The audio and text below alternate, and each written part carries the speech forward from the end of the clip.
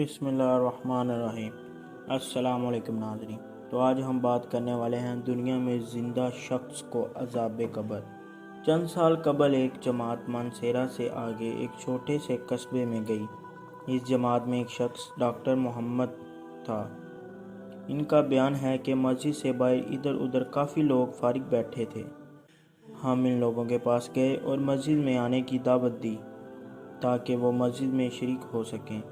کچھ لوگوں تو ہمارے ساتھ مسجد میں آنے کے لیے تیار ہو گئے، لیکن ایک صاحب نے کہا کہ ہم نماز کے وقت آئیں گے اور نماز کے بعد عذاب قبر کا ایک واقعہ آپ لوگوں کو سناؤں گا۔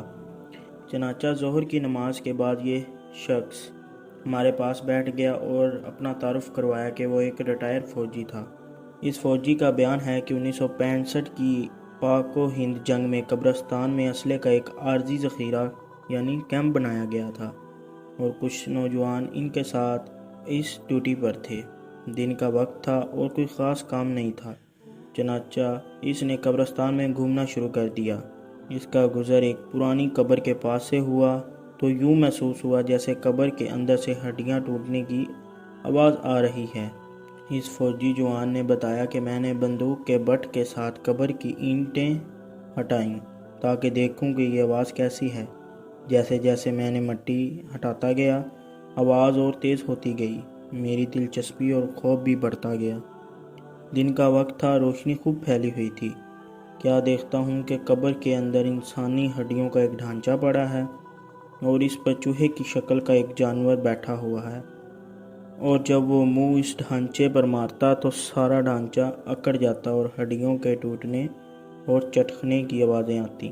میرے سامنے اس جانور نے 3 مرتبہ اپنا منہ ہڈی پر مارا۔ مجھے بہت ترس آیا کہ میں یہ جانور کو بہت تکلیف پہنچا رہا ہے۔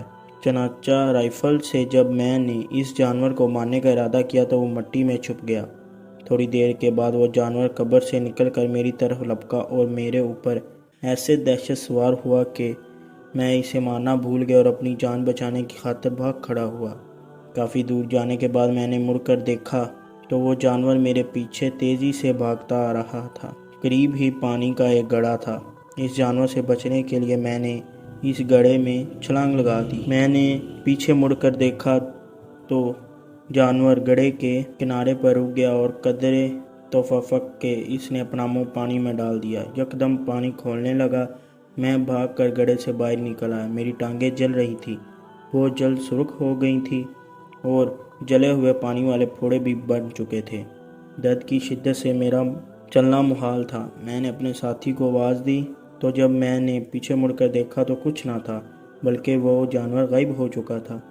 چنانچہ مجھے ایبٹ آباد کے ہسپتال میں داخل کرایا گیا اور پھر وہاں سے راول پنڈی کے بڑے فوجی ہسپتال GMH میں منتقل کر دیا گیا۔ میری ٹانگوں کا گوشت گلنا شروع ہو گیا اور ہر وقت بدبودار پیپ اور خون رستا۔ کسی علاج سے افاقہ نہیں ہوا۔ مجھے علاج کے لیے امریکہ بھجوایا گیا، مگر مرض بڑھتا گیا۔ جوں جوں دوائی لگائی اور گوشت جاتا رہا، اس وقت دونوں ٹانگوں کی صرف ہڈیاں بچ گئیں۔ گوشت آہستہ آہستہ گل کر علیحدہ ہوتا جا رہا تھا۔ ہر وقت مردے کی سی بو آتی رہتی۔ پھر اس شخص نے ہمیں اپنی ٹانگیں دکھائیں جن پر پٹیاں بندھی ہوئی تھیں۔ اللہ معاف فرمائے، اللہ تعالی ہمیں قبر اور جہنم کے عذاب سے محفوظ رکھے۔ بے شک بعض دفعہ اللہ تعالیٰ لوگوں کی عبرت کے لیے دنیا میں ہی اپنے عذاب کا مشاہدہ کروا دیتے ہیں، جیسا کہ اس واقعے میں بھی آپ نے ملاحظہ فرمایا۔ اللہ ہمیں اعمال صالحہ میں لگنے کی توفیق عطا فرمائے، آمین یا رب العالمین۔